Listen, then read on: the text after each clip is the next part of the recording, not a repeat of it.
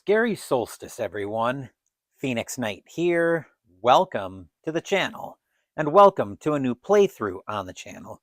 We're going to be spending a lot of time this Christmas week in the Cthulhu Mythos. First up, we're playing Arkham Horror, the role-playing game from Edge Studios.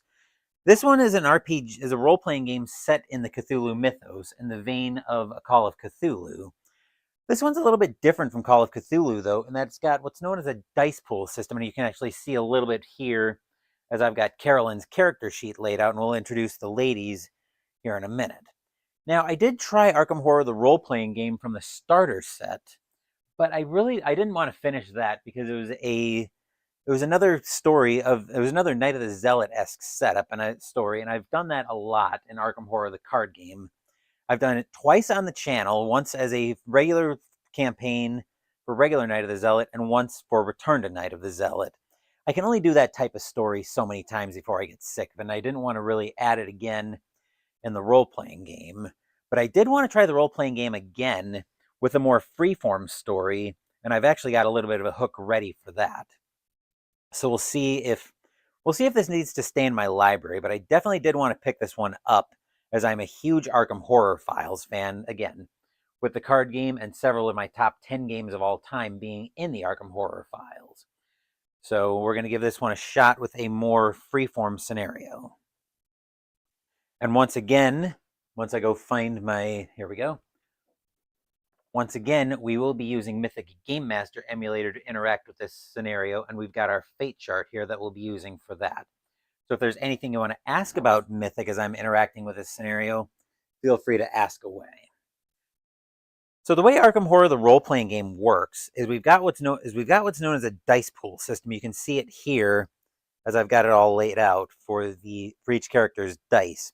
Basically, during the scenario, depending on the type of time we're in, whether it's narrative time or structured time, that'll depend on what we do to spend actions. So we'll spend our dice to perform actions. I'm just going to double check here. Right, we've got narrative scenes. So structured scenes are the difference between narrative and structured scenes. Narrative scenes, you probably would think of those as being something like your dungeon, like any kind of scene where you're setting the narrative, kind of telling the story in Dungeons and Dragons. Whereas in structured scenes, this is where the pressure is really on, whether it's a combat situation or the action's getting tense or something like that. So the rules do change a little bit depending on which part of the scene we're in. But let's go ahead and meet our investigators before we start getting into our story hook. First up, as I mentioned, you can see here, we do have Carolyn Fern, the psychologist. You can see all of her skills there. What these skills indicate is where she succeeds on her skill rolls. So if we spend a die, say we spend a die to make let's say a knowledge check to see if we know something. We roll the die, we see it's a 6. Because the knowledge skill is a 4+, we would succeed on that skill check. So that's how that works. As far as what Carolyn's got right now, she's got her knacks being therapeutic presence and practiced resilience. On therapeutic presence, when an ally within 15 feet rolls one or more results of 1 on horror dice, you may suffer 1 horror damage to change their 1 results to 6 results instead. And practiced resilience, when you perform a complex action using resolve to heal horror damage you're suffering, you may reroll up to 2 dice, but you have to keep the next results. Then we've also got the Journal of Applied Psychology for equipment. Once per game session during a narrative scene, you may perform a complex action using presence, targeting 1 other character suffering from 1 or more traumas. If you succeed, the target may remove 1 trauma of their choice and may heal all horror damage. If you fail, you and your target each suffer 2 horror damage instead. Then a first aid kit that's got 3 uses. Counts as medical supplies when user performs the heal wounds action. Whenever this item is used, mark or place a token on one of the quantity circles. When all quantity circles are marked, the kit must be replenished before it can be used again. Then we've also got an option to punch and kick, but we have to be engaged for that and deal 1 damage. Other equipment that we've got: pocket watch, locket, glasses, notebook, and $9. And of course, we've got Carolyn's token that we'll be using to represent her as we move around on the map. Then I'll restack our dice. Oop.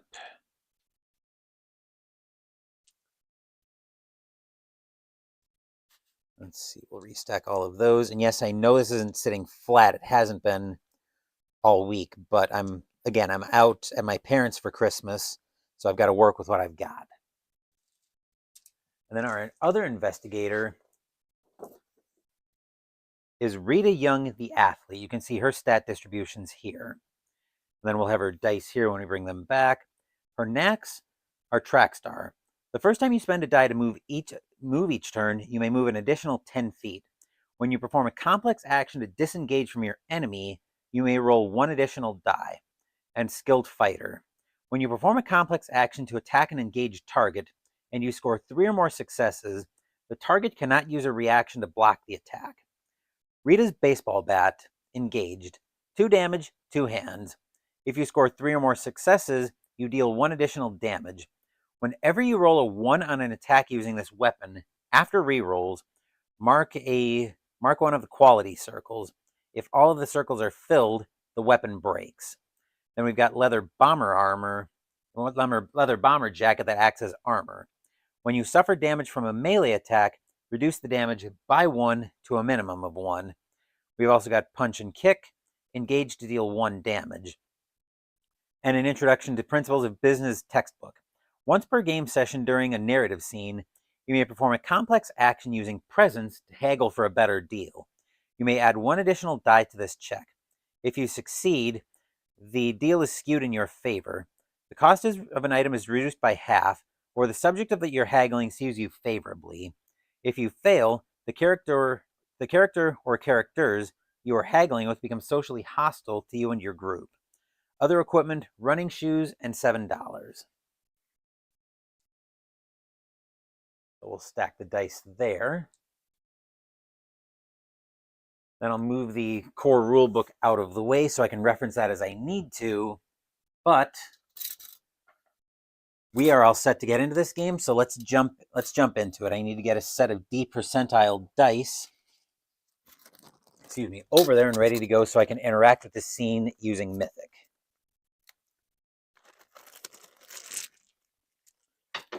Oh, delightful. And I think I had a die let's see, what die was it that fell in? It looks like it was a D8 that fell in. I heard it fall into the island here. Let me see if I can grab that out.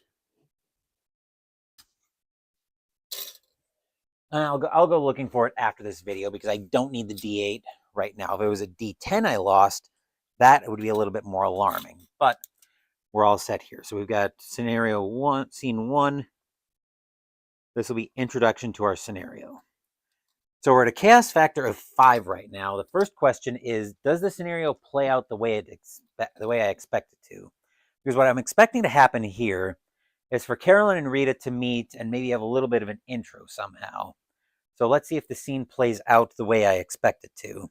If the roll is greater than our chaos factor of 5, scene plays out as I expect it to. Otherwise, there's going to be something that happens. That is an 8, so scene plays out as expected.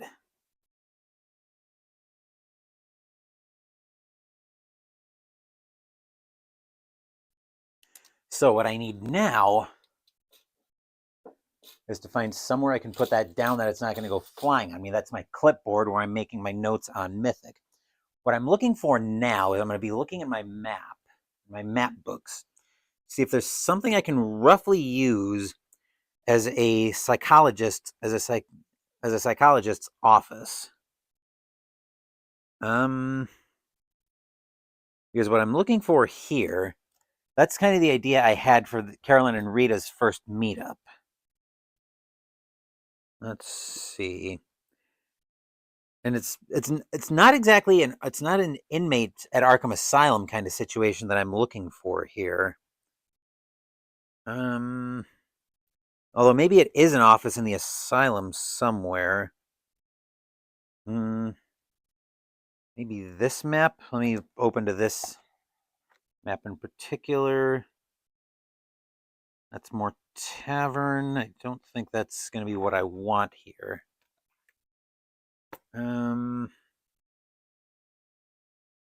This is actually, I think this is a map that would probably work. Let me thumb open to this one. Yeah, I'm gonna have to take a little bit of liberties, but I think I can make this map work. Actually, looking at this, it's a bit of a distance map, but I think this will work very well. So let's say let's say Carolyn is sitting at her desk right now. We'll just kind of pretend that's what we're going with here. So inside Arkham Asylum, Dr. Carolyn Fern is having another busy day. She's been going through her appointments one by one today, a pretty mundane day, when the phone on her desk beeps again. Dr. Fern, your 2 o'clock appointment is here. Thank you, Mildred. Carolyn is going to answer to that. Send her in. Mildred's face appears, and you can see, looking around, you see a typical psychologist office. Apparently I'm also having trouble with English today.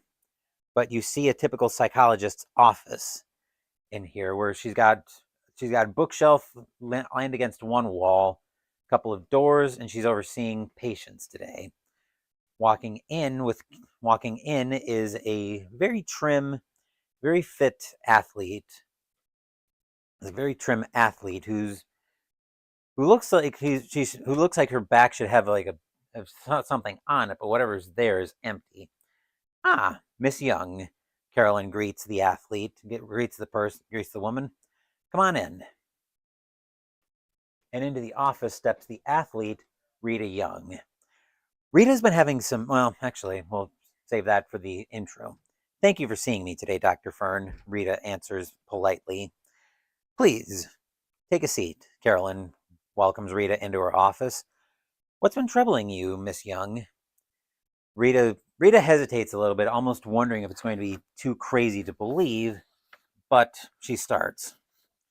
I've been having these nightmares lately, Rita says. I've been seeing these like fish people kind of things.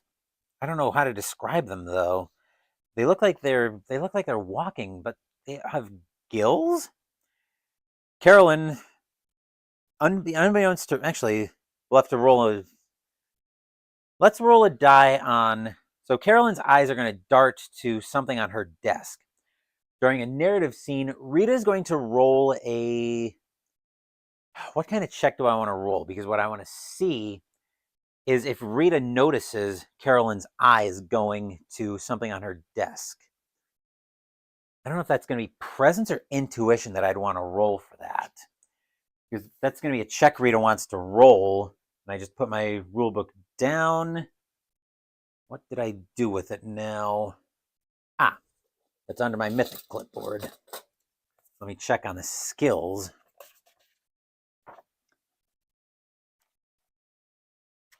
Yeah, Rita's going to spend a die here. Actually, Rita's going to see if she notices that.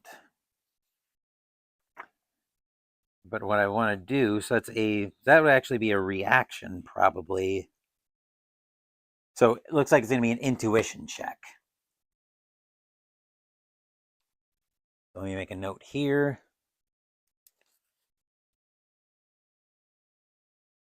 Dialogue between Carolyn. I'm going to put this down. And Rita. Carolyn's eyes to note on desk. On Rita talking about nightmares.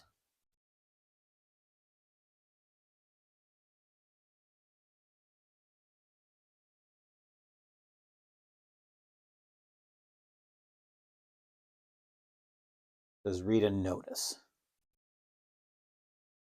That'll be an intuition check for Rita is what we're going to go with. And it's got to be a 6+ on intuition or Rita doesn't even notice it. Oh, wow, that is a 6. So Rita passes that intuition check. That was a 6, by the way. I know the dice tower is a little bit hard to see, so you'll have to take my word for that.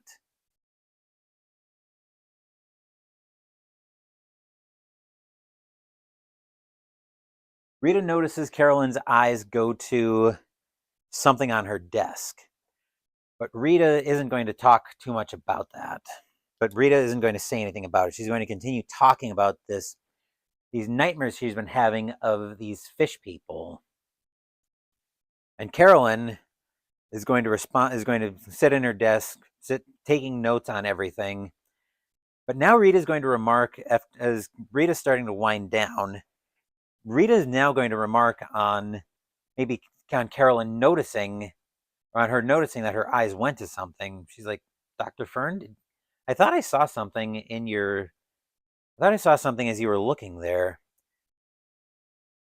Carolyn holds up the envelope, and it looks to be a summons of some kind.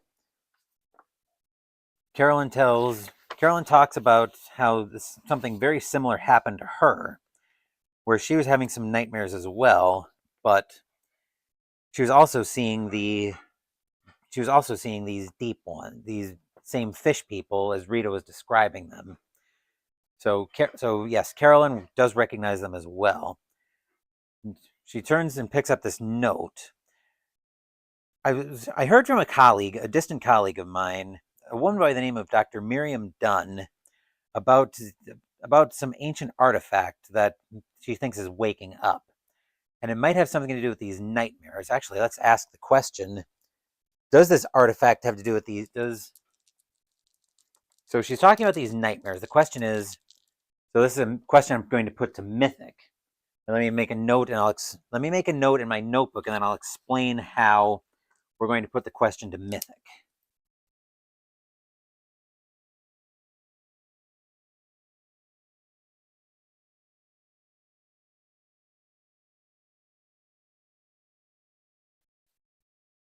Put this down.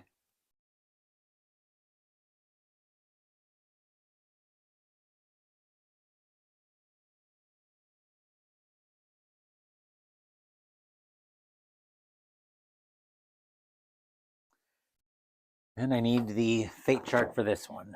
So the way we're going to put the question to Mythic is we formed a yes or no question. So we're wondering if Rita's nightmares about these fish people and this artifact that Carolyn is exploring are related. Now, I'm going to actually take it as a 50-50 right now. So the way it'll work on Mythic, coming back to this, is on a 50-50, we can adjust it by the odds we think we're going to get a yes answer and the chaos rank, which is checked for at the beginning of each scene. If the roll of the question is at this big number or lower, it's a yes. If it's above that, it's a no. There are two other smaller numbers here that you might not be able to see very well because the camera. Oh, there it goes. There's focusing. So there's a small number to the left. If it's at that or below, we get what's known as an exceptional yes. So in this case, what that would mean is the two are very related to each other. I'm not sure. Maybe it's like a causation kind of thing if we get that. And then at a 91 and above, it's an exceptional no, which in this case would probably just be something like, oh, they're not related. So an exceptional no is, in this case, is essentially as functional as a regular no, but an exceptional yes could be. That's a 70, so no, they're not related. So, well, for now at least, they're not related. We know that, but they don't. So I guess on that front, Carolyn and Carolyn says to this, I've gotten very hands-on with patients before, but I've got this other note that it might not be related, but I don't think there's any harm in checking it out at least. So, Rita, would you be willing to venture to explore this with me? Because I think we're probably going in the same direction on this, but I would like to check this out a little bit closer. So Rita will say, so presumably we'll say yes, we will explore this to go a little bit closer in. Actually, well, Let's see. So what do we want to do here? So Carolyn and Rita will each spend a die, as we're in a narrative scene right now. So they'll both spend a die to stand up. They've been kind of spending an hour. They've been spending an hour together at this point in their investigation. So they'll just start moving toward. They'll start moving as well toward the. They'll start moving out into Arkham Asylum proper, probably moving further into town. Actually, Carolyn would have to spend a die to put her notes away before she leaves. So now they're walking out together, and they're figuring they're going to investigate this. And I'm hoping you won't. And I'm hoping we can stop. You could probably use a bite to eat as well. You look like you've had a long day. So the two of them are going to adjourn over to Velma's diner. Actually, Carolyn says, I've got a friend who works over at Velma's diner. Maybe we can talk to her about this as well. So I think that'll be the end of scene 1. So we've got the intro. We've got the intro for the investigators done, which that played out about as expected. So we're going to take the cast factor to 2. Velma's diner. So that's where we're going next. They're going to get a bite to eat, maybe continue the story here a little bit. So let's see if the scene plays out as we expect. This time we're on a cast factor of a 4. And since this is a new scene, I'm going to reset the dice.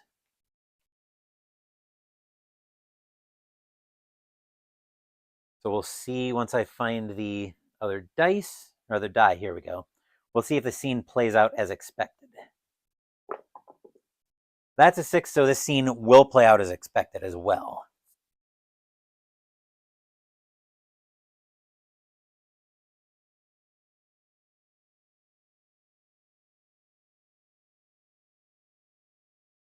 Okay.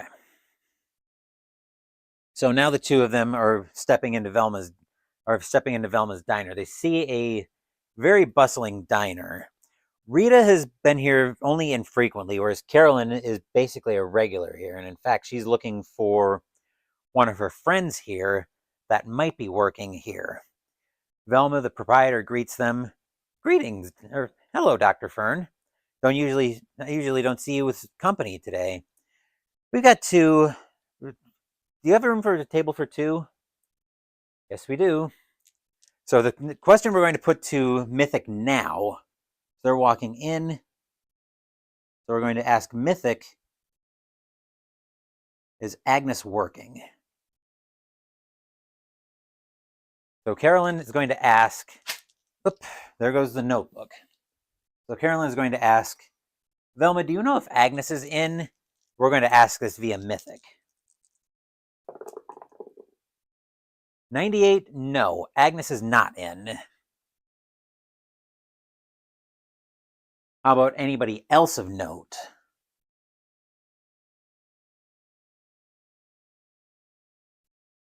So they're both scanning the restaurant. Do they see anybody else of note? That's an 11. Yes, there is somebody else of note here. The only question is who. Actually, Carolyn looks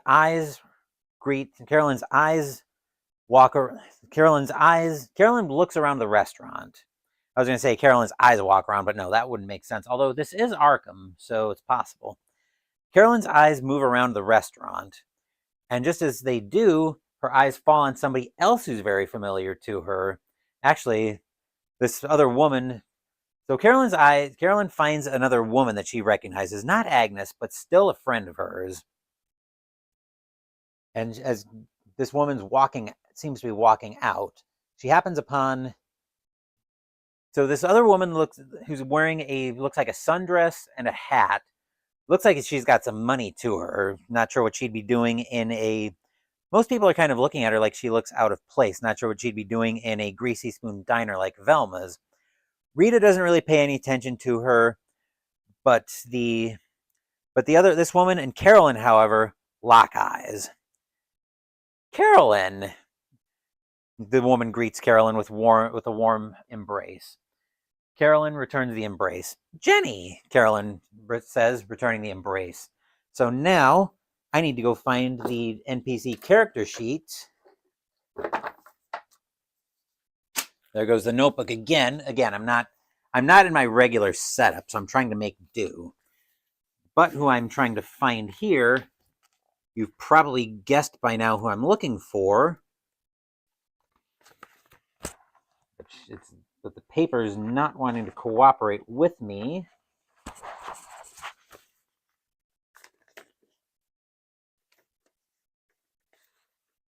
Okay. Ah, here we are. Come on. There we go.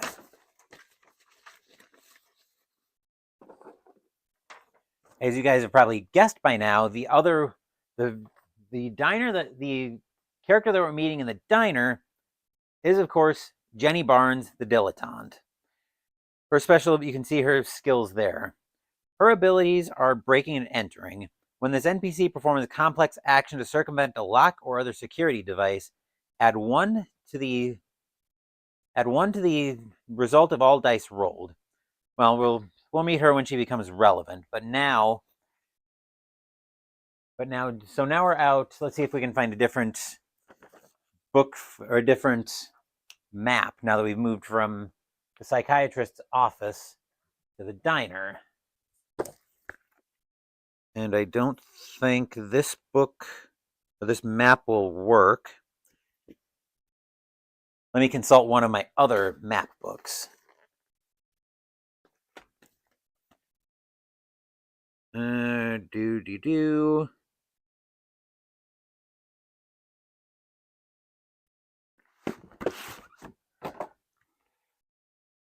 Actually, I am not sure at all. Let me just see something here. I think, okay, it looks like I can lay one book out, but there's no way I'm laying a pair flat. I'm not going to be able to use all of my books. But I think what I can do here, trying to find something that looks reasonably like a tavern that I can use. At least something like this.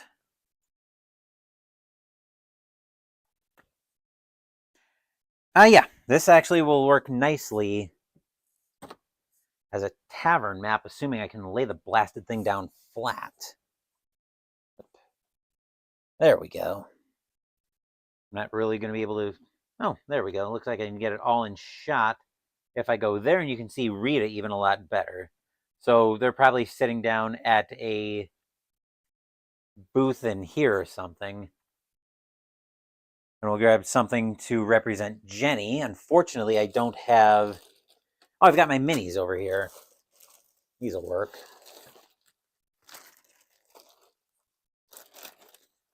So let me fish something up here to represent Jenny.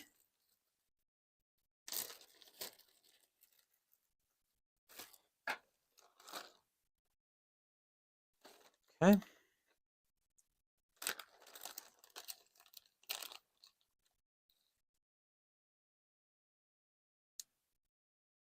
This is our representation of Jenny.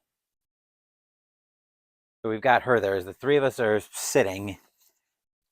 Carolyn explains what we're doing, what she and Rita are doing together, basically kind of hashing over the appointment that we had where we seem to be going in a similar direction, wondering, ooh, that looks like it's... So Carolyn's basically talking about the deep one. Well, actually, doctor-patient confidentiality is a thing, but Carolyn does talk about the note she got from this investigator about an artifact that seems to be waking up.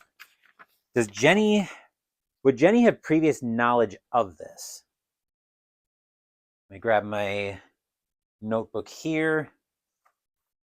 And I just had my pen. My pen's down here. So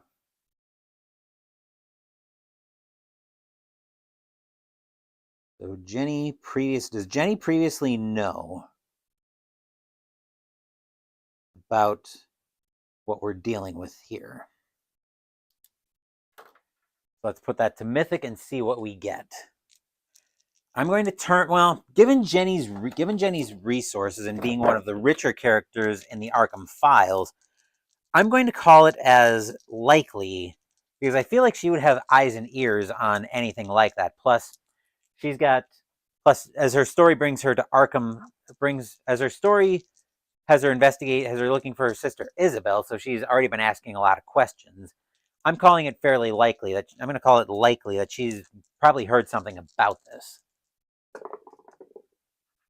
That's a 99. So actually, Jenny's looking at her like, I've never heard anything about this, Carolyn. I don't know what is. That's an exceptional no, which here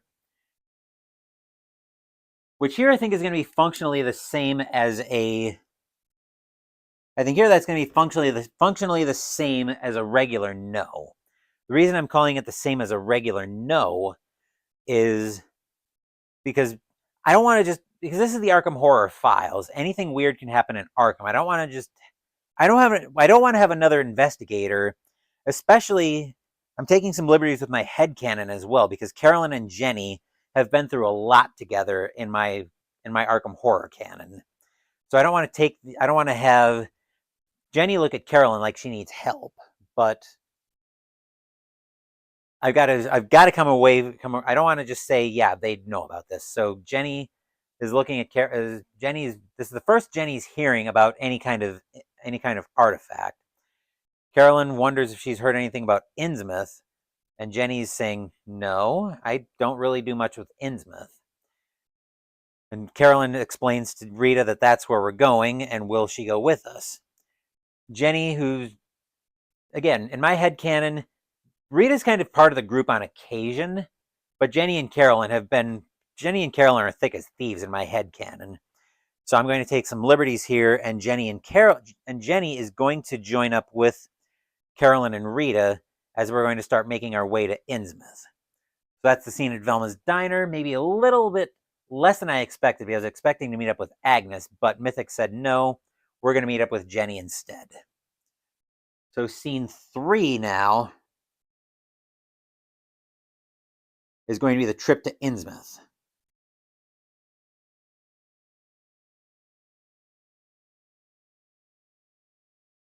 Innsmouth trip.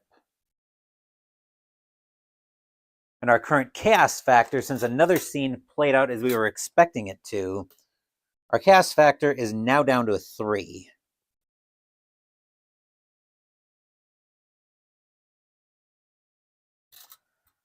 Now, there probably won't be much seen here, but let's see if it plays out. I'm actually hoping this one doesn't play out as expected, because there's potential here where our mode of transportation could be attacked. But we're looking at a chaos factor of a 3 for that, though, and I only need 1d10. That's a 7, so the trip is going to be very mundane. It'll play out as expected, and now we find ourselves in Innsmouth. So that's really not going to be that much of a scene. I was going to liven it up. Well, maybe I could liven it up, because there could be an expectation that we get attacked on the way into Innsmouth, potentially. So I guess let's put that to Mythic to see if we do get attacked. And what did I do with my notebook? I think I put it, oh, right. I put it down so it wouldn't keep falling on me. Smooth trip, but do we get attacked?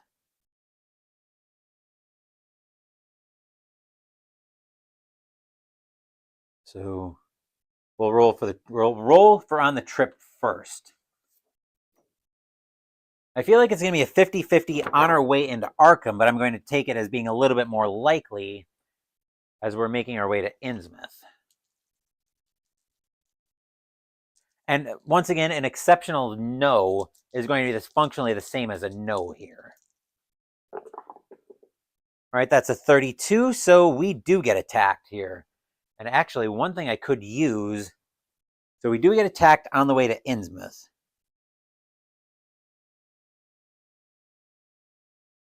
One thing I'm actually going to use here is in order to generate what's attacking us, and I will need this coming up for this afternoon's stream, I need to go get my Solo Investigator's Handbook. Since I did bring that with me, I will be right back, though.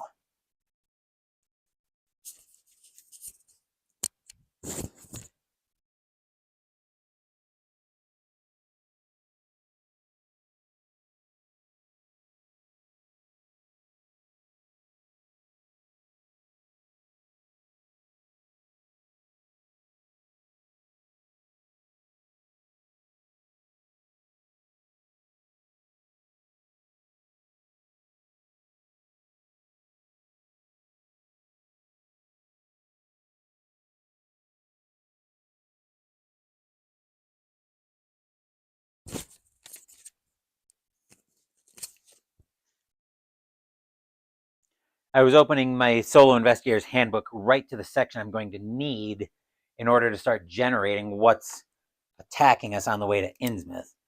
I'll have to check in the... I'll have to put something together from the from the core book for the role-playing game. Let's see, that's scenes. There should be monsters of some kind in here that I can put together. Oh, yes. Oops. Confound it all. All right, well, I at least found what I was looking for. So now let's start rolling up some characteristics of what's going to attack us. So we're going to start off with build.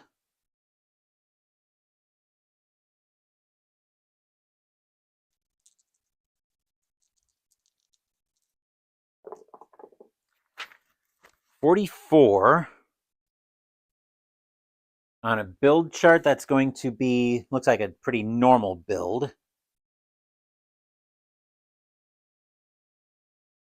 Form.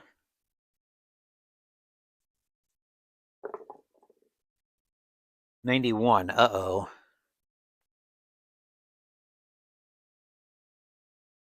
Form 91 is insubstantial, so this is going to be a problem.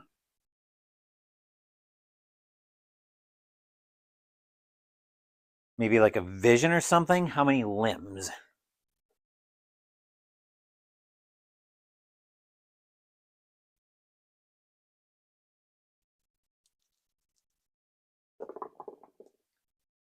.43 on limbs. That's the roll, not necessarily how many limbs there are. That's a biped.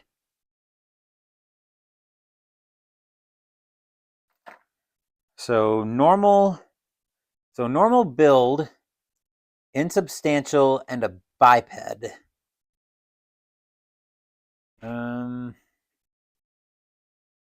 That could be a... Actually, given that we're headed up to Innsmouth, we're probably getting attacked by a deep one. Let's see if there's a deep one, something that I can represent as a deep one in the rule book. There probably... Well, I was going to say there probably is, but...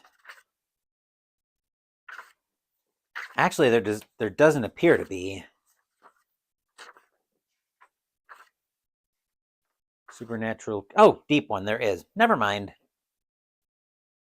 And yeah, given that this is Innsmouth, that's probably the most likely thing that would be attacking us here.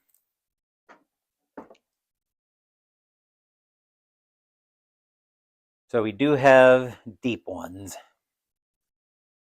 How many deep ones are we being attacked by? We'll make that a D... We'll make that a D4 roll as we're moving toward Innsmouth. We're being attacked by 3 deep ones. That number would probably be higher as we get into Innsmouth. So now we've got our 3 characters. Now I want to find... So I guess the next question is... I think we're probably on a bus, given that we've got 3 of us going up to...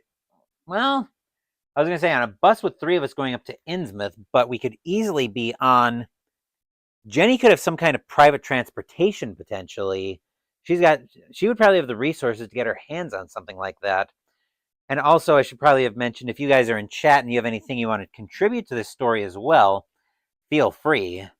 This is going to be kind of a collaborative stream where we're setting everything up. So I'm thinking this is going to be an outdoor scene of some kind. We're on the road. So I guess the question is, does the bus survive? Well, actually, does our transportation survive?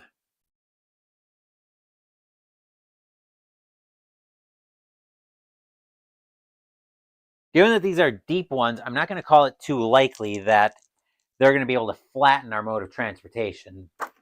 Well, unless it's something like a car. Actually, that's probably the first thing we should figure out is... Mythic, are we on a bus?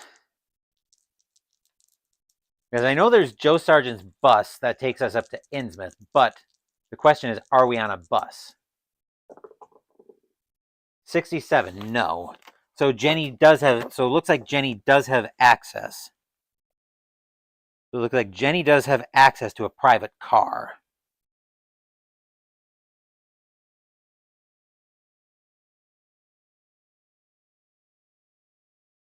So now does the car survive? I'm not sure the deep ones would have the strength necessarily to.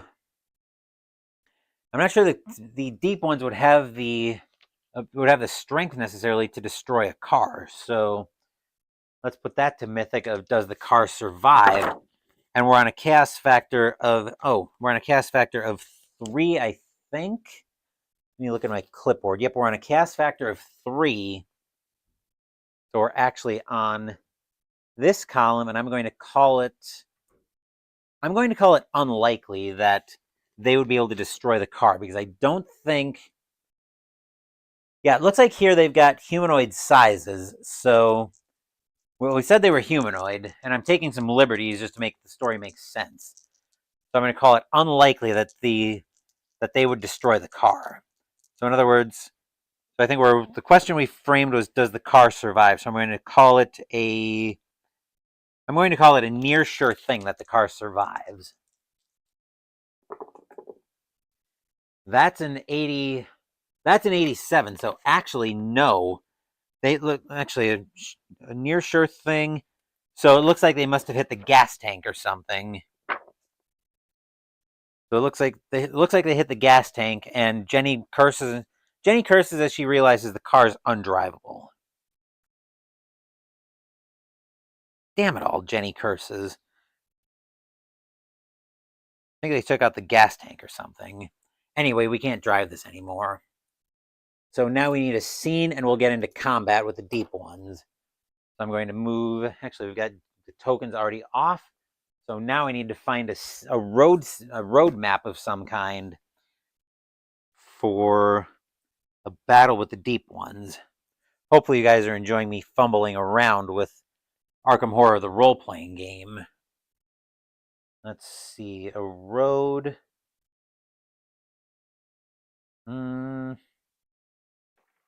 Nothing there that I completely like.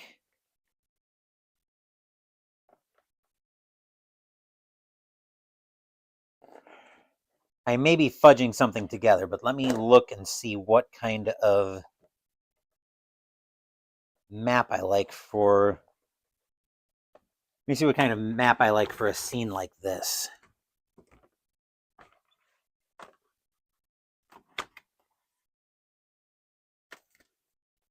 So bear with me for a little bit while I see what I've got here. Definitely don't like any of those. What is this, the dungeon? Yeah, those probably aren't going to work.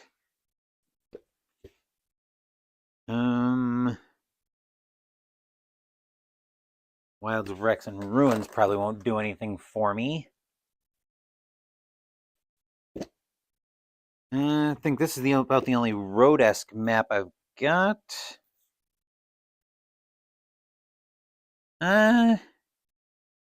No, I don't think that's really road per se. Looks like that's more water-esque. Actually, this one might work too. Yeah, this one will probably work. Let me see if I can even lay it out here. With a little bit of sending Rita's dice flying, but yes, I can lay that map out. And actually, these dry erase markers have always been very slick. These dry erase maps are very cool. So let's say the three of us are.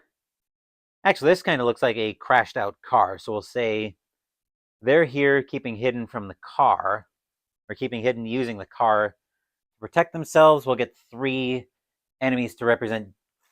Actually, there might be something in here I can use to represent deep ones. Yes. I think I can probably fudge something here from my tokens and make this work. Or I can just do this too. I've got 5 different colors of dice here that I can grab. So we'll do that instead.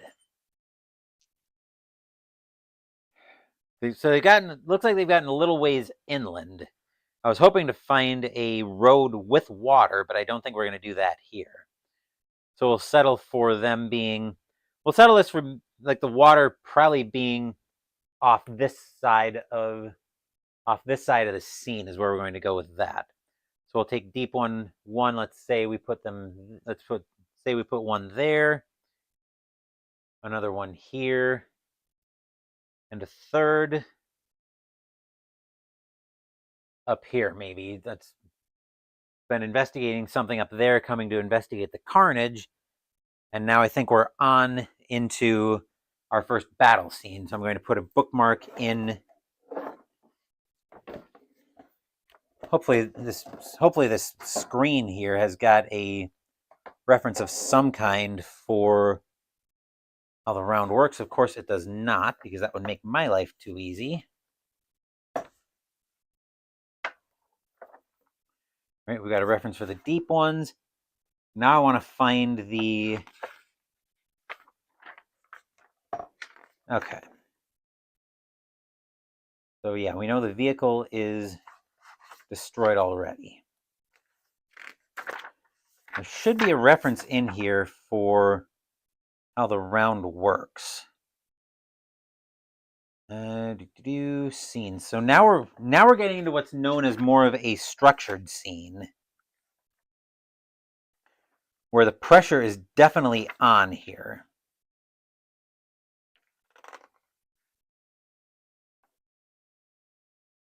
So yeah, now we're in a...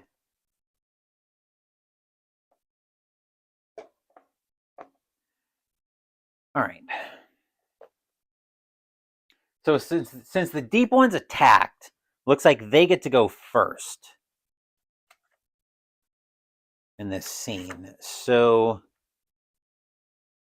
what are they doing with their dice actions?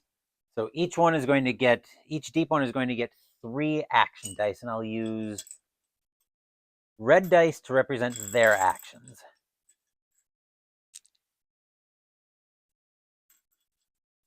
Two and 3. And just to make my life a little bit easier, since this part of the map up here isn't being used yet, I'm going to put identifying dice to represent each deep one, along with their action dice up here toward the top of the screen. So 1, 2, 3. 1, 2, 3. And 1, 2, 3. Obviously, once a die gets used, I will pull it out of the action. So how much speed do the deep ones move? They move... Perform a simple action to swim 10 feet. So how far can they walk is the question. There isn't a default for that, is there? No. There is not, because that would make too much sense. Right. So what they're going to do when an opponent starts their turn within at least 10 feet of at least 3 deep ones, I think all of them are going to... 1, 2, 3, 4, 5, 6, 7, 8. So yeah, actually, yes, they're all going to start their opponents within at least 10 feet of... When an opponent starts their turn within 10 feet of at least 3 deep ones. So actually, they are not going to have that happen to them. Let me take a quick drink of my Crystal Light here.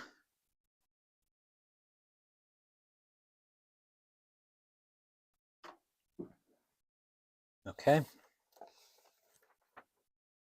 I also need to get 6 dice for Jenny, which I'm going to have to bring Jenny over here, I think. That's going to slide down a little bit. There we go. And look at that, I've got exactly 6 blue dice left for Jenny's actions.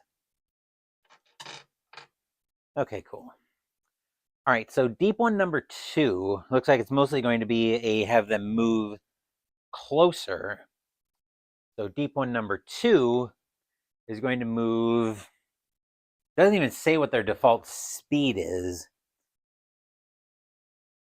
actually, a question that could be relevant here is something I think we need to ask before we jump into this fight further. We know the car survived. The car didn't survive because the gas tank got hit. Is the car burning? Because there is an effect here that the deep ones are not going to want to get within an open flame.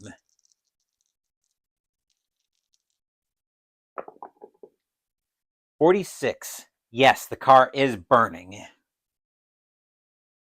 So let's say that this is the car up here. I'll mark that with an orange dye just to signify that it is burning. So now we know that the deep ones they're not going to even want to move close to the flame, are they? They're not willingly approach within 5 feet. No. So now that complicates things a little bit further.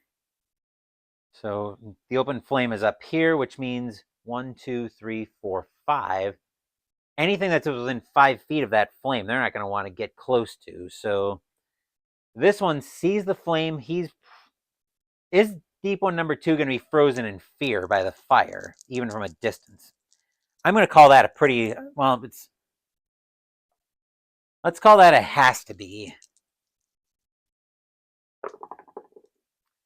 84.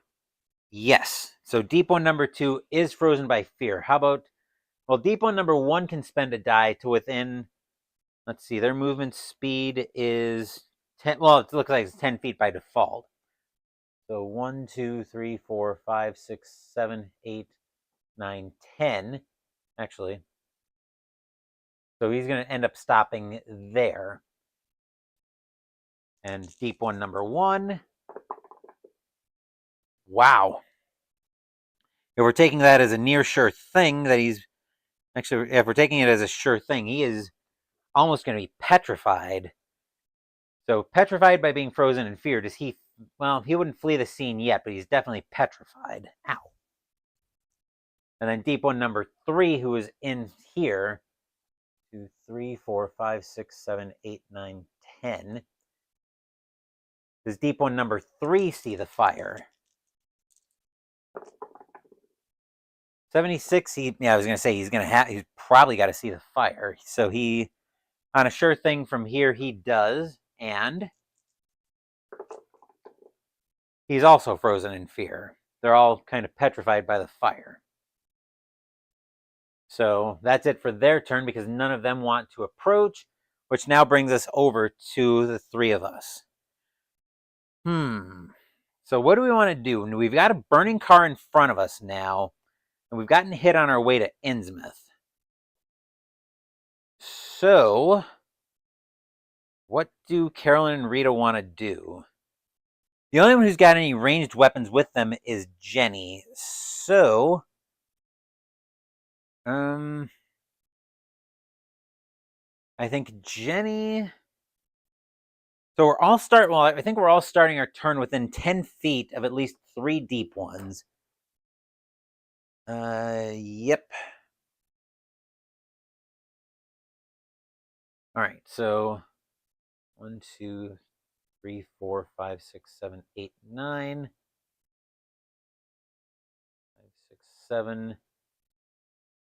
Oh yeah, so all 3 of them are going to start within 10, are going to be starting within 10 feet of a deep one. So that means I'm going to, and I believe when they suffer horror, we swap out one of their dice with a different colored die. Let me double check how that works. Let's see here.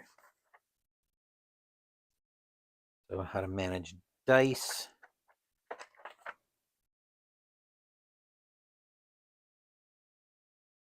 Okay, that's not exactly what I want there. So what about when we take damage? Damage and injuries.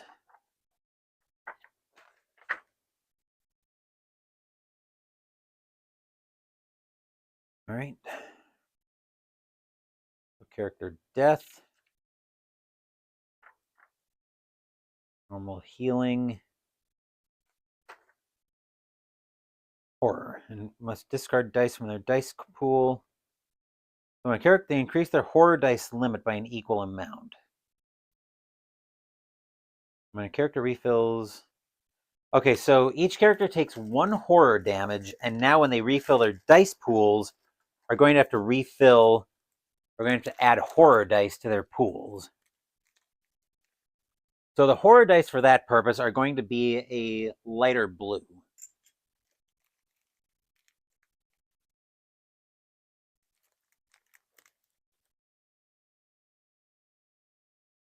Each character will take a horror damage, and then when we refill their dice pools, they'll have to take horror dice, which will be the light blue. So Jenny is going to actually try to attack... What's the range on those Colt 45s? 75 feet. Okay, using her ranged combat, which she will attack... She'll try to attack deep one number 3. She'll spend 4 of her dice to try to make that attack. She'll attack at a... She needs 4 pluses to hit on these.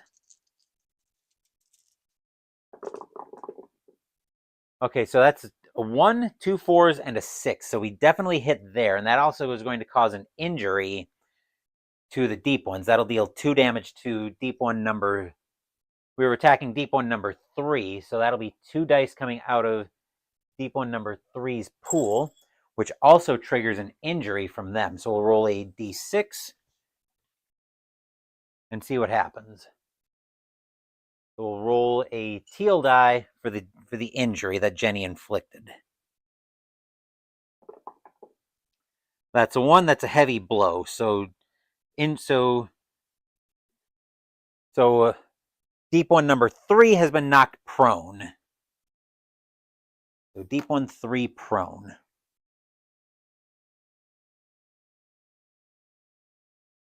Which means he'll have to spend a die to stand back up. He's also taken 2 damage, which removes those 2 dice from his dice pool. And hopefully I'm doing combat correctly this time, now that I've had a little bit more experience with combat. Let's see, Jenny now is going to spend a die from her dice pool, which I'll put one of those back in here. She's going to start moving away from the deep ones. Actually, maybe staying close to the fire probably be a good thing, although making them pass around that. So she started back here. 1, 2, 3, 4, 5. She's going to get around some cover. But still keeping the fire very much between her and the... Keeping a die between her and the enemies. All right, so we've used an ammo from one of her 45s. We'll mark that off shot with a teal die. Then is Rita going to charge up? And I think the answer to that is going to be yes. Rita's going to charge up 1, 2, 3, 4, 5, 6, 7, spending a die. Then she'll spend... how many dice is she going to spend? I'll start replenishing Jenny's... Actually, no, let's not replenish her dice pool yet. I'll put those off to the side. Rita's going to spend 4 of her die.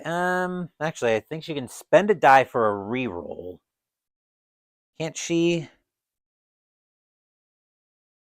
During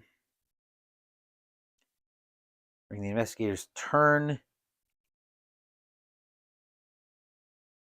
Let's see. I thought there was an option to spend a die for a reroll. Let me just double check here. Yes, I know I'm saying let me double check here a lot. Let's see. Apparently there isn't a reroll option. Right, 16 is probably talking something about refilling. Refilling the dice at the end of the scenes. Okay. All right, so Rita's going to spend 4 of her... Actually, she's going to spend 4 of her dice to make an attack with her baseball bat. And she needs, on melee, she needs a 4+ to hit with that. Wow, that was gross. And she doesn't get any successes. So whenever you roll a 1, mark one of the quality circles. That's not good for Rita. So she's got to mark one of these circles off on the baseball bat. So now the bat potentially is going to break. And Rita is going to probably try... She's actually going to stay put. She's kind of stuck in melee combat right now. As for Carolyn... Actually, since they went first, I don't think we have any reactions to worry about. So Rita wouldn't be able to roll again for combat. She'll roll... try to get out of combat with the deep one. So she's going to roll... She's going to roll to try to disengage. That's a 2, so Rita's stuck. As for Carolyn, let's ask Mythic now. We know the car is burning. The question is it just the engine that's burning, or is it the trunk? So Mythic, is the trunk burning as well? I'm going to call that... We're on a chaos factor of 3. We're going to say 50-50 on that one, because it's possible... It seems more likely to me that the engine would be burning. It seems more likely to me the engine would just be burning. It would be all contained. So we're going to call it unlikely that the trunk is burning too. So we're wanting to know, is just the engine burning? We're calling that very likely. That's an 81. So no, it's not just the engine burning. Is the trunk burning now too, or did... So let's ask next if the trunk is burning too. That's a 97, so... Actually, the trunk is... Not only is the trunk not burning, it looks to be pristine, which means there's probably fire stretching... There's probably fire all around here. And there wasn't fire where Rita was standing. So Carolyn's going to spend a die to search the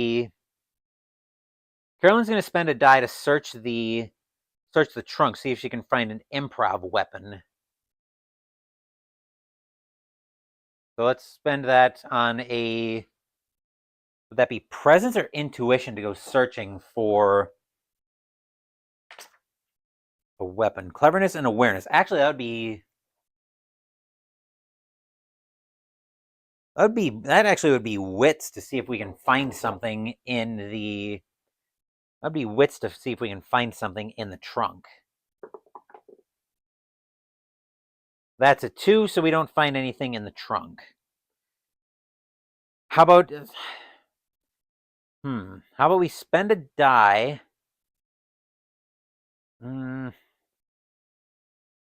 Looks like this is kind of a graveyard of some kind. So where would we be going next is the next question. I really didn't do a good job setting the scene. So I think the next question is, where would Carolyn go searching? Because I don't just want her to run up to... I don't want her to just run up to a deep one and try to attack it. Maybe Jenny thought when she was loading up the car that she didn't need anything like that. Actually, let's spend a die to push the roll again. But this time we're going to roll... But after this, if we... actually, maybe either way, we're going to roll to see if Carolyn ducks out of the way of the fire. So let's roll wits again. This time we fail. We actually fail that even harder. So now we're going to make a reaction roll using her agility to see if Carolyn can get away from the fire. Wow. That's a 1. So Carolyn doesn't get away from the fire. So she's going to take... I wonder how much damage she'd take from maybe smoke inhalation or something. I don't know if there's a representation for that in, let's see, smoke inhalation.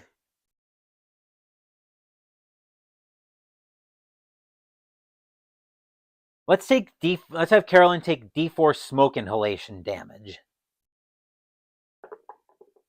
1 smoke inhalation damage. It was bothering me a little bit that so yeah, Carolyn takes 1 smoke inhalation damage, which will be coming out of her dice pool. So now she's going to have to spend a die to move away from the fire. Say 3, 4, 5. She's going to get over to cover here, staying somewhat close to Jenny. I don't think she wants to be in on the action. And then we'll spend for another wits roll. Maybe she finds something behind this other car where she ducked for cover. That's a 2, so we don't find anything in there either. Carolyn is not having a good day today with dice, as you can see. Actually, we might have to try to heal something, but we're at the start of a new round, so all of our dice pools are going to refill, except everybody. Carolyn's going to have 4 regular dice and 1 horror die because she took a damage. Rita's going to get 5 regular dice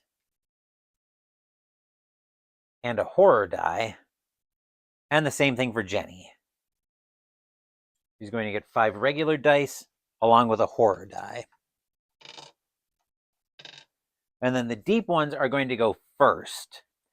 Deep one number 2 is going to take a shot at Rita, spending how many dice is that deep one going to get?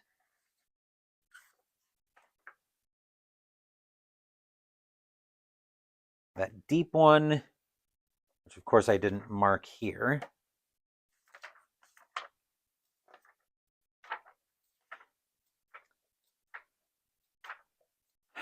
Here we go.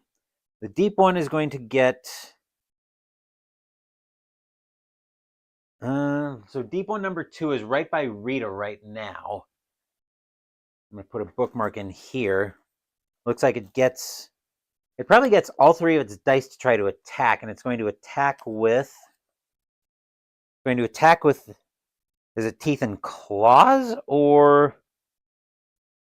Actually, yeah, it's going to be teeth and claws that it's going to attack with. So it will spend a die to try to attack Rita.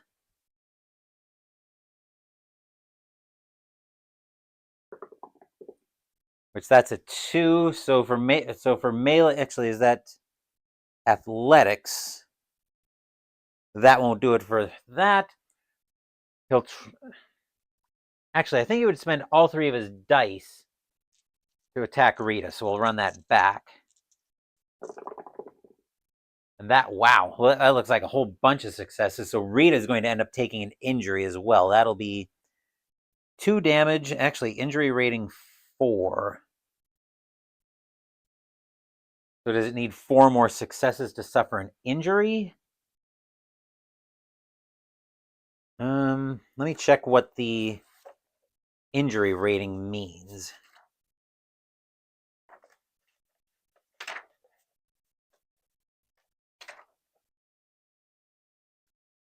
81. Let's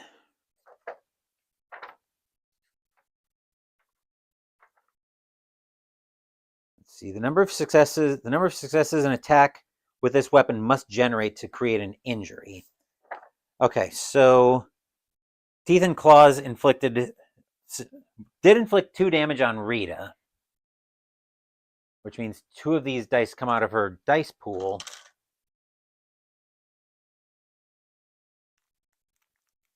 But it has to generate 4 successes to inflict an injury.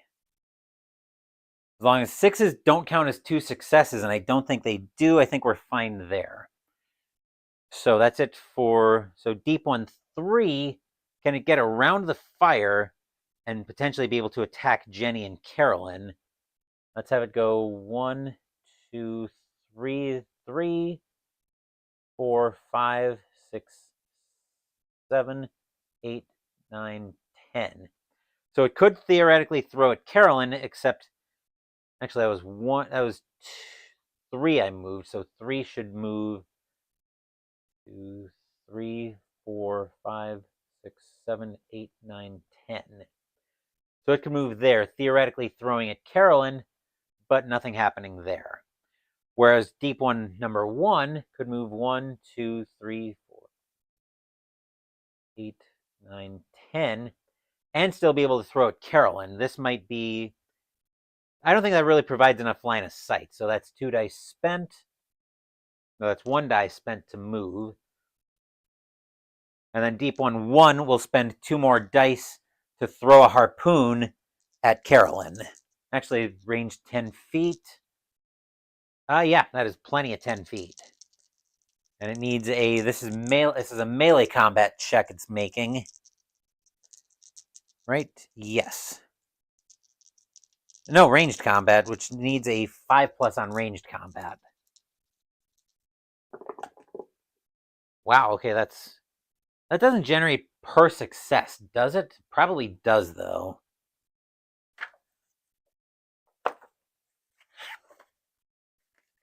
Let's see, so when we spend a...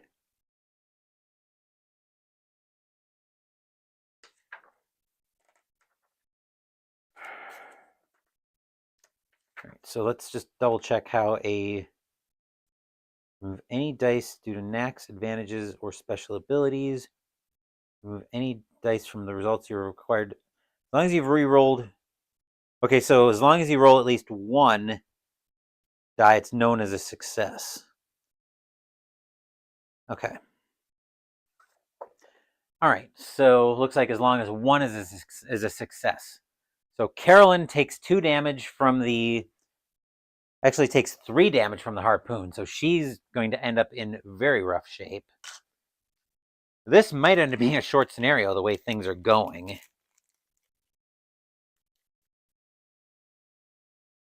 So we've got 3 damage. And that's it for the deep ones. Now for the ladies, Rita's going to try to take out this. Actually, there was a reaction that I could have taken to dodge. So yeah, let's actually spend a die to try to dodge for Rita. Roll a die using agility, athletics, or resolve. So actually it's going to be... We're going to roll agility to try to dodge the attack. Okay, so Rita didn't dodge the attack. So that die's spent. She's going to try her baseball bat again on number 2.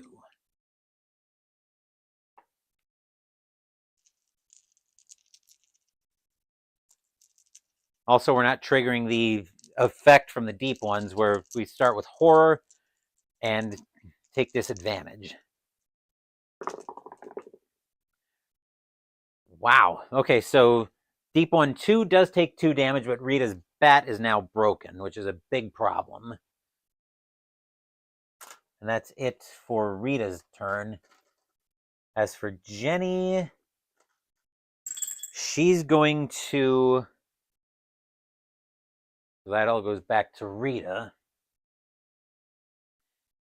Jenny is in very bad shape. At the rate we're going, we're probably not even going to make it to Innsmouth at this point.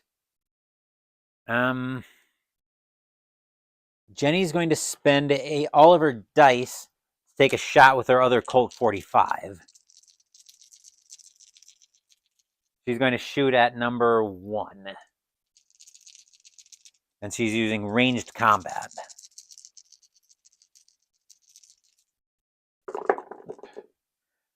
Which is, so she was shooting at number 1. That is going to be 2 damage along with an injury.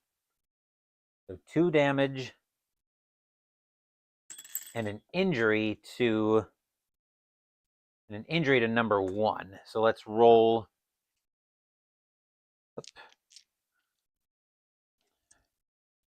Let's roll for the damage or the injury Jenny managed to inflict. We need another d6 for that. Actually, one of these should have taken... So deep one number 3 was prone during your next turn. Okay, so that... Right. That should have happened for deep one number 3. It should be, so deep one number 3 should actually still be over here. Since it was prone, I forgot about that. Deep one number 1 has a nasty cut. It's bleeding badly, can't restore dice pool limit through time, healing, or straining until the injury is healed by performing a complex action using knowledge. So that one's dice pool doesn't refill. So that's deep one 3, I believe. Actually, that was deep one 1. Nasty cut.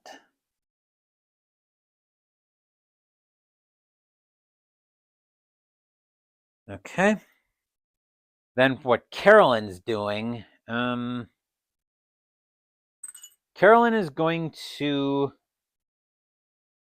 actually she couldn't have searched twice. So I'll try we'll spend both of her dice to search. Search to see if she can find anything here upon further review. That's using, we're using, I guess, wits for that one. So she will find an improvised weapon of some kind. Let's say Carolyn finds a spare length of pipe.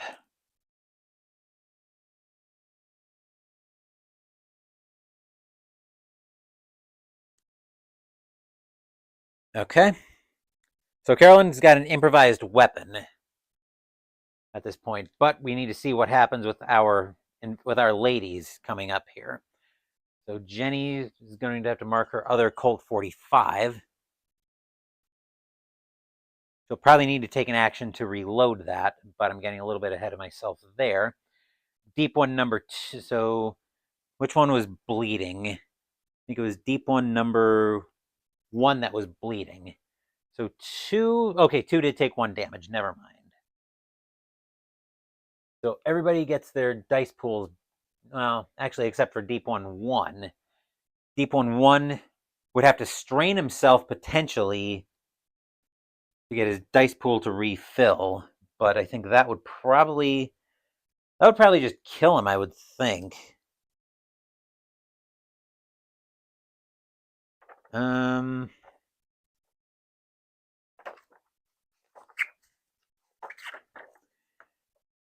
Yeah, I think actually that's just for the turn.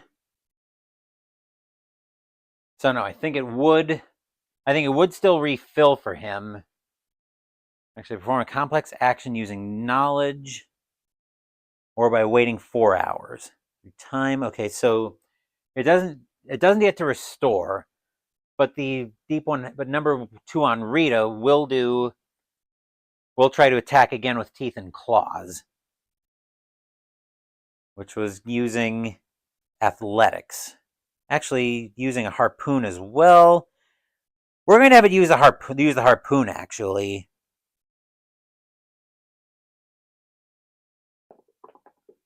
That's a 6, so Rita takes another.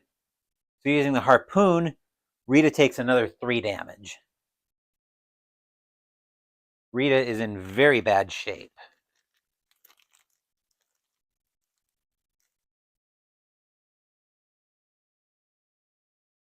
And this might be this will probably be a short adventure the way things are going. So 2 is done. 3 is going to spend 1 to come down, I think, try to finish off Rita. Jenny sees this. She's got to realize that Rita's in peril here. Oh, Rita didn't have a reaction available to her. So we're very much all in peril. Rita's got a horror die left. Carolyn is actually going to... She's going to try to heal herself using her first aid kit.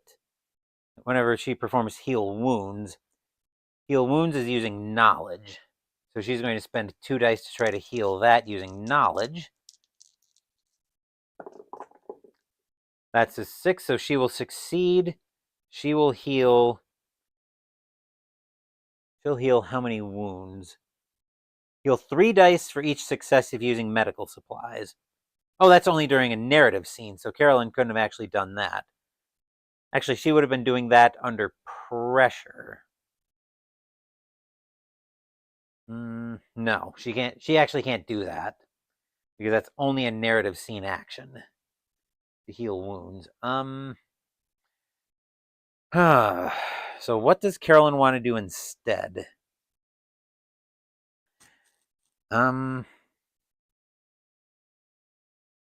Actually, what do any of us want to do right now? I think Jenny's going to try to take a shot at the one at number 1 on Carolyn using her other Colt 45. She'll spend all of her dice for this. Actually, she's going to spend 3 dice. Mostly because she's probably going to try to go over and help Rita out. All right, that's ranged combat. That's a pair of successes. So we've used another bullet. And now Deep One 1 is dead. Then can we get her over to Rita?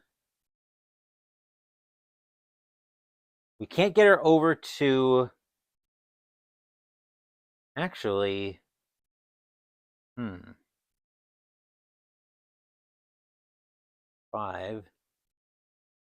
What if we use... Actually, I've got an idea. So we're going to spend a... So we're going to have Jenny spend a... So we're going to have Jenny spend a die to move over to the burning truck. I want to see if I can break up movement for what I'm going to try. Because there are some games where you can, some games where you can't, and the answer is very important here. Let's see. So,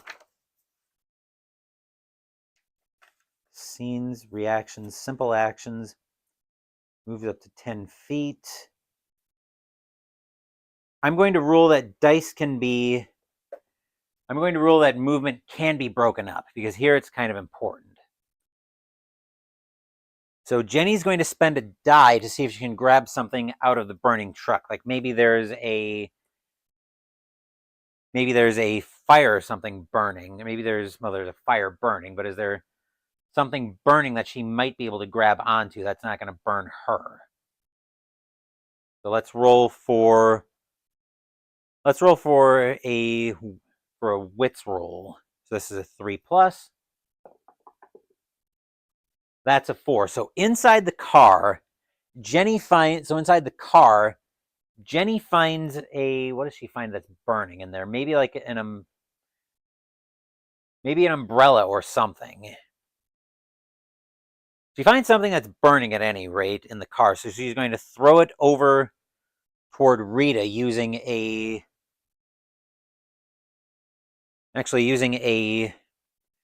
we'll call this a ranged combat roll, that she's going to throw something burning, and she's going to yell out to Rita, "Rita, duck!" And this will be a reaction. This is Rita's horror die, so she's going to use that for an agility roll to try to duck out of the way, although she's also pretty banged up. So once again, the blue die is for Jenny throwing a burning umbrella out of the car. The lighter blue die is for Rita's agility roll to try to duck out of the way on a reaction. All right, Rita ducks out of the way, but the throw comes up short. It actually doesn't come up short by much, though. So let's say the burning maybe ended up here. Rita ducked over here. So because of that, the burning is going to end up... So they're going to have to move 5 feet away. Actually, let's see if they took any damage from the... Could they have taken damage from like an ember or something? Or is there a burned injury on here? Let's ask Mythic if the deep ones would have taken a burned injury on that roll. 35. I think we're going to call that, well, I never did set that one up. We'll call that a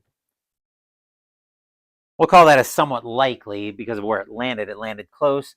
So maybe a spark got onto them. So yes, they got hit, which means the deep ones flee, and somehow we've survived that scene. So now as our adventure continues, that actually went very badly. So that was our third scene. And actually I'm gonna bump the cast factor on that one because the scene actually played out a little bit more out of control than I thought it would. So we survive. I'm going to give the investigators all... actually, I don't think they're really set up for rewards on this, but I think that will be where we call this a stream. So the investigators survive, but they're in very bad shape. So survive. Carolyn at 4 damage. 1 horror die. Rita is at 5 damage and 1 horror die. Jenny is at no damage and 1 horror die.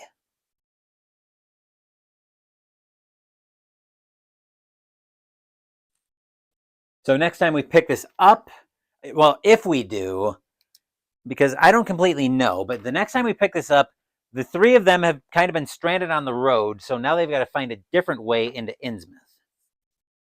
So that's going to do it for this stream of Arkham Horror, the role-playing game. I don't really know about this one. I do like the dice pool and the strategy that it provides, but on the same token, I think it's trying to do a little bit too much. I think it's trying to give you the best of both worlds, but it just, I don't know, it's not really hitting for me, in that it's not really hitting for me the same way the traditional Call of Cthulhu does, where I almost feel like if I want a Mythos-y RPG experience, I'm probably going to reach for Call of Cthulhu, like I will be a little bit later this week. And now I'm trying to find everything else here. I'm going to slide that down out of my way. So I am going to be trying out a couple of more Mythos-based RPGs, including, of course, the big boy itself in Call of Cthulhu. And you guys know I've got a pretty long history already with Call of Cthulhu on the channel. In fact, I've done a lot of alone adventures in Call of Cthulhu. I've started doing a little bit of freeform content as well with Call of Cthulhu, and I've got some of that lined up for... I've got a couple streams lined up around some freeform content in Call of Cthulhu. I've even done a test using Mythic Game Master emulator on a pre-written adventure. And so far, I'm actually very happy with how all of my tests are running on the pre-written adventure modules. So I do see that working very well. But as usual, we are not quite done yet on this stream yet, because once I get all of this cleaned up, we have today's entry in the advent calendar to crack yet. So now we've got that cleaned up. And now hopefully the map books aren't going to go flying on me. But coming into shot now,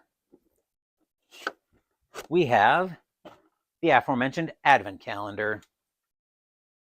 Once again, we're coming down to the end of the advent calendar. And today is the 22nd, as yesterday was the solstice. So let's crack this. So let's crack the 22nd open and see what we get out of this.